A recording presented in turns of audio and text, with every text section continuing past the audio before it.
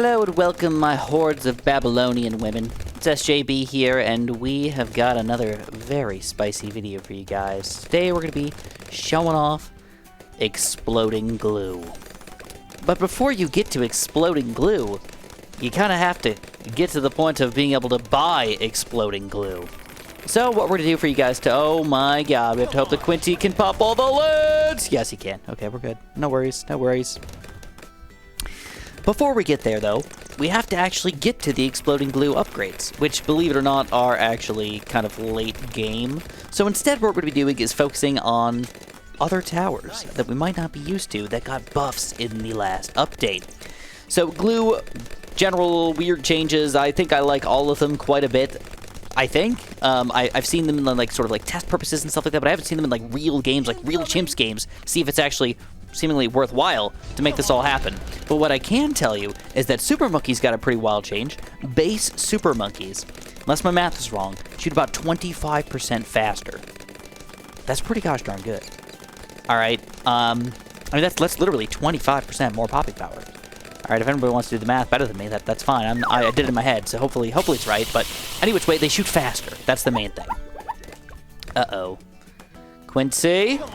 Keep me alive here, buddy. We're going to go Robo Monkey, I think. Yeah, oh yeah, Quincy's got it. Quincy's freaking got it. He's always got it. Quincy's the moon.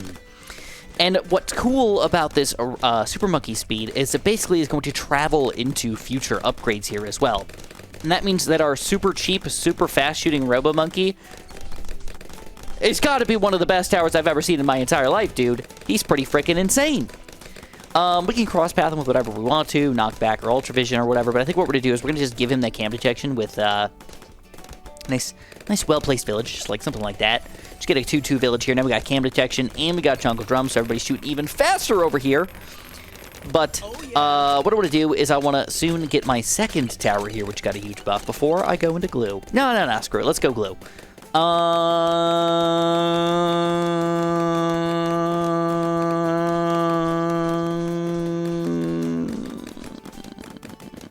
I can't tell. So what we're going to do is we're going to go for a bottom path and Moab glue here just to start our day off.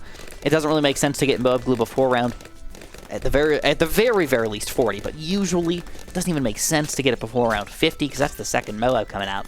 So we probably would never get Relentless glue before round 50 or so. It kind of like doesn't really make sense. But now that we got Relentless glue and we've got this guy on last, let's see how well this actually ends up working.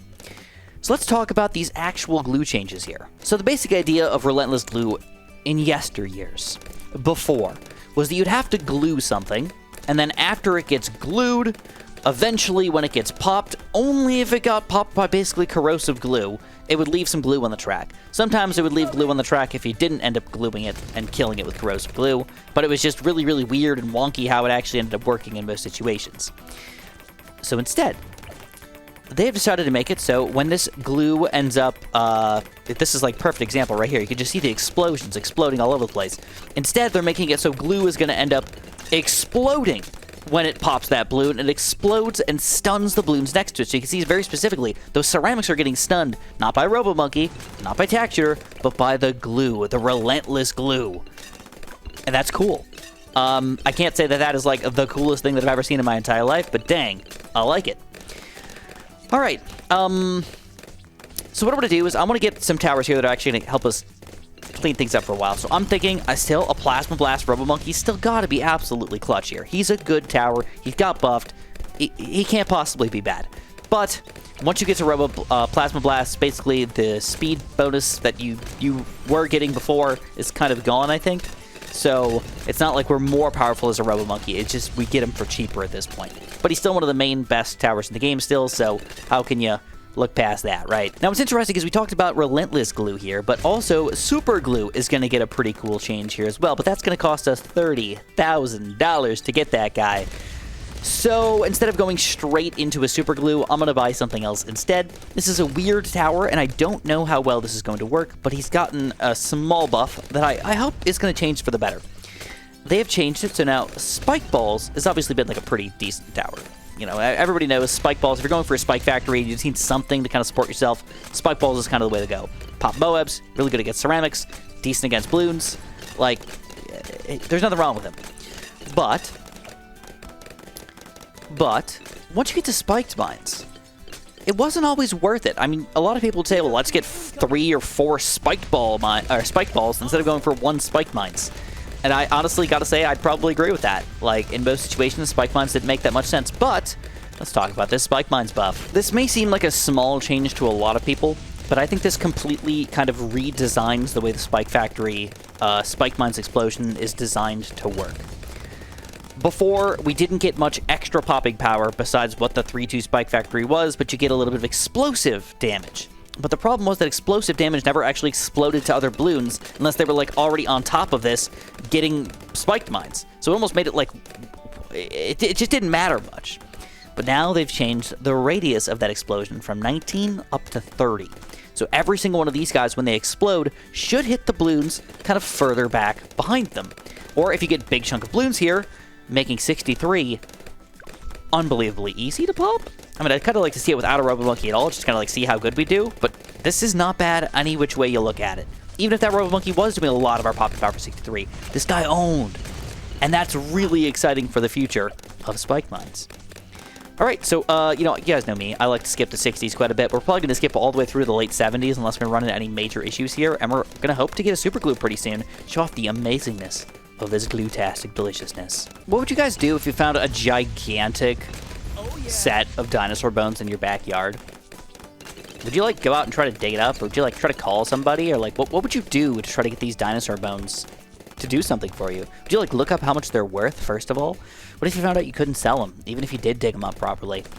Oh, man, that would kind of suck, wouldn't it? Yeah, it would.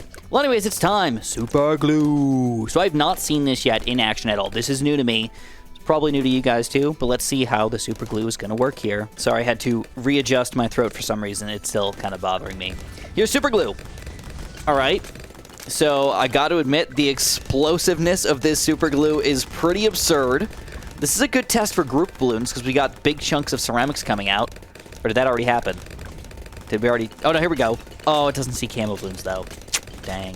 Instead, we got to rely on Spike Factory. Darn it. All right, the good... Well, against regen balloons, it's really hard to tell because my Robo Monkey's still dominating mostly everything. But still, at the same time, if I didn't know exactly what was going on here, I would think that Super Glue is doing a really good job. The weirdest part about the Super Glue is he's randomly getting like 500 pops here and there. Like right when the Moab pops, it's like, whoop, just gets a crap ton of pops. Based on just looking at the pops, you can tell Robo Monkey, I mean, significantly better. If that's all you're looking at right now, yeah, I'm not really a big fan. But this is more of a support tower now. He's stunning the balloons. And by stunning the balloons, we allow our other towers to just do a better job here. And on top of that, of course, he's very, very good at stunning Moab-class balloons in addition to that. So I'm not upset with what I'm seeing here. Are you guys upset with what you're seeing here? I think the only weakness right now is our super glue is, again, a corrosive glue gunner. He is not a group balloon shooter. And I think that that is going to cause us some problems in the long term here. Until as we get to bigger and bigger loads of Moabs, we might not be able to do a great job here. I'm going to change him to strong instead of last here so I can make sure I keep on hitting the correct balloons. But I don't know. His edge is starting to wear off here a little bit, my friends. 81 is already a pain for us. Super glue, where are you at, bro? Maybe last was better. I don't know. Was it like randomly hitting the right balloons or something like that? This is annoying, though. This is the thing I hate the most about super glue. When you get down to balloons and it's just really, really bad at popping them and just makes it last forever. Especially when you don't have another like infinite range tower or something like that. Might even be worth it for us to like buy a crappy sniper just to make sure that doesn't happen to us in the future. Anyways, that's not it for glue though. We've got another glue gunner that's actually going to be really, really fun to use in addition to our team, and we're also going to give him camo detection and everything. So throw him down more in the middle of the map. We're going to go for a top path. Now, nothing so far is going to really change as far as glue gunner is concerned. It's all up to the balloon solver here. We need to save up another 8 grand or so to make sure that this big change happens, but I want to show this off for you guys. Now, I want to keep in mind that usually using 2 glue gunners on top of each other is not an efficient strategy. I just want to be honest with you guys. Usually, this is a bad strategy. But I think that we can end up making this work out decently well, because I didn't go for a middle path super glue, so we're not affecting that many balloons overall. Hopefully we just kind of stun a decent amount of stuff kind of all over the place over here. Ooh, yeah, this is getting interesting, man. I don't know. It looks like we're not even hitting very many mobs, if any, here. It's just kind of goofy. But alright.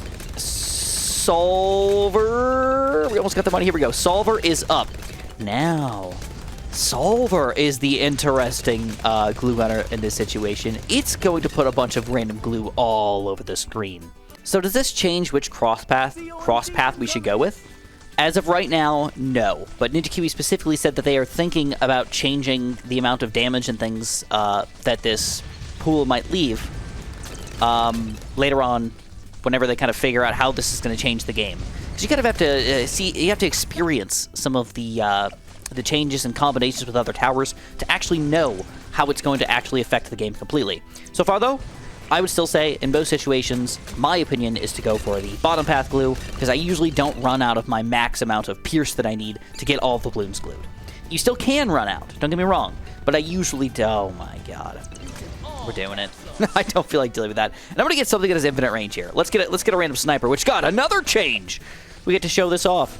A Mame Moab. Nerfed. Price increase. No good, but yeah. Just got to deal with it, man. Just got to deal with it. All right, so far, glue, how we doing here? Overall, I got to admit, for a really random kind of thrown together strategy of almost nonsensical towers in most situations, none of these guys are doing bad. I'm pretty happy, actually, with what I'm seeing right now. I would assume that you guys probably are, too? Maybe? All right, what we're going to do is we're going to buy this main Moab sniper. I'm going to get another village over here and get this guy camo detection. I probably don't need it that much for around 90, but for around 95 and stuff, I probably will. So we're probably going to go all up to primary mentoring. And then I'm also probably going to do like a weird alk play on this guy and just see if that somehow makes us better. Sometimes glue is weird with that kind of stuff, but, you know, I'd like to test it out. Here we go, main Moab. And I'm still going to go, we're going to go shrapnel shot. I think it's just better. I'm going to leave him on strong here. All right, round 90, like I said, not too bad, but for future DDTs, it might be. All right, so we're going to throw our village down, just in the range of all this crap here. We're going to go for our primary training, and again with radar scanner, as soon as we get the money for this guy. Yeah, so who's doing all the pops right now? I mean, Robo Monkey, clearly, pretty much the god of everything. I got to admit. Holy crap. 600,000 pops for a Robo Monkey? He's not a tech terror. He's not an anti-balloon. He's a Robo Monkey. What? Why are you doing this? We're like 2 mega popsing chimps right now with an accidental tower. Not really, but like if I just went for a little more support instead, I think I could probably do it. Yeah, I mean, this guy's already ruined 2 mega pops, but we're going to probably be pretty close here. All right, let's get this guy going. Boom, boom, boom, boom. And we're going to go primary. Yeah, just go all over to primary mentoring. Why the heck not? And then just because we got all these guys stunned up over here, I think overdrive might be in order. And honestly, if I get the money for it, I'll go tax zone too. I just feel like it's the right combo for us. And then I'm also going to elk. So, money's not going to be probably flowing in all that much on this glue, but you know what? We'll get it anyways. All right, round 94. One of the first beefy levels in the game. So, my god, seemed to be a decent deal for us. This is where the solver is going to really need to come in clutch. And putting glue all over the screen. Pretty much everything will automatically be glued here, kind of, but they don't melt through layers necessarily all that well. Okay, yeah. That got pretty far, I'll admit it. That does scare me a little bit, because that means grouped balloons might be a little sketch for us here. All right, so he's got 85,000 pops at this point. Now he's got cam detection, so against these DDTs, how we doing? How we doing? Still on last. I don't know how I feel about that. I kind of really need to test out a super glue middle path combo now, just to see how much it's going to affect him. So I got to admit, the glue explosion on this guy is pretty sweet. But later on in the game here, it's not really doing that much for me. Unless I really need to leave him on first or something like that to make it be more effective. It's not doing all that much for me. 96, significantly better for us for some reason than 94. And it shouldn't really be that much of a difference. We didn't really change much, but we own it really, really hard this time. We moved him to first. Okay, maybe. That got us like 30,000 pops in one round. That's pretty sweet. Okay, round 97. This is like the perfect super glue round to just be lame and sucktastic. So I'll see you guys in about 15-20 minutes. All right, we did it.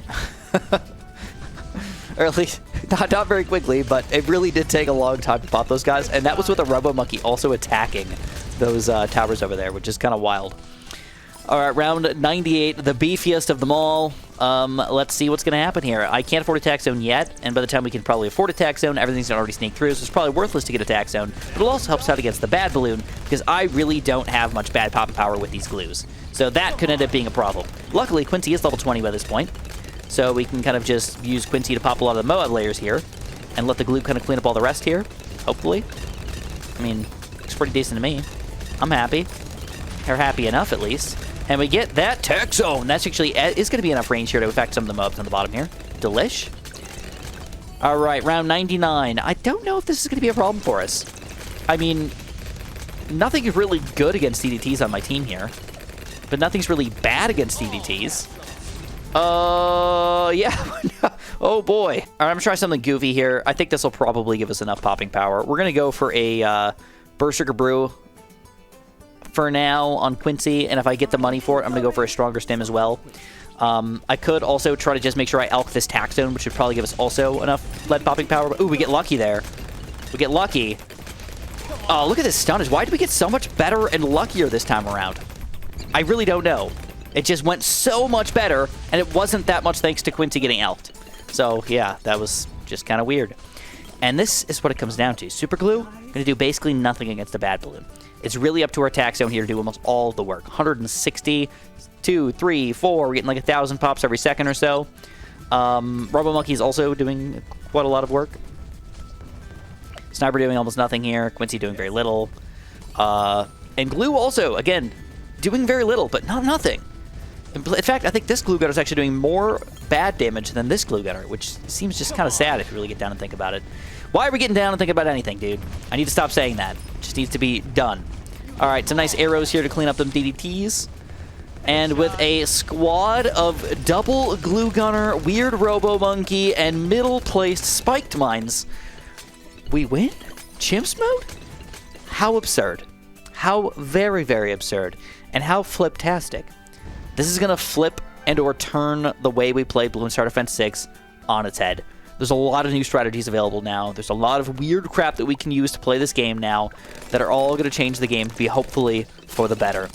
I'm excited about this update. I'm excited about exploding glue. I don't know, man. I want to see more of this in action with different combos and different strategies, because I really do feel like this could be a new era of BTD6, basically. And this doesn't include the fact that they are coming out with the Beast Handler in the next update, and then they're coming out with the the Magus Perfecto and the update after that, which is the Wizard Paragon. So Ninjacube's got a lot planned for 2023, guys. Get ready for it. It's going to be a wild ride. Don't forget to subscribe. Don't forget to like and do all that fun stuff here. We're probably going to die at 102. Yep, there it is. 102. God, too strong for us. I mean, I could probably make things happen, but it's not worth it. So anyways, if you guys enjoyed, press that like button, subscribe, and of course, have a super duper delicious day.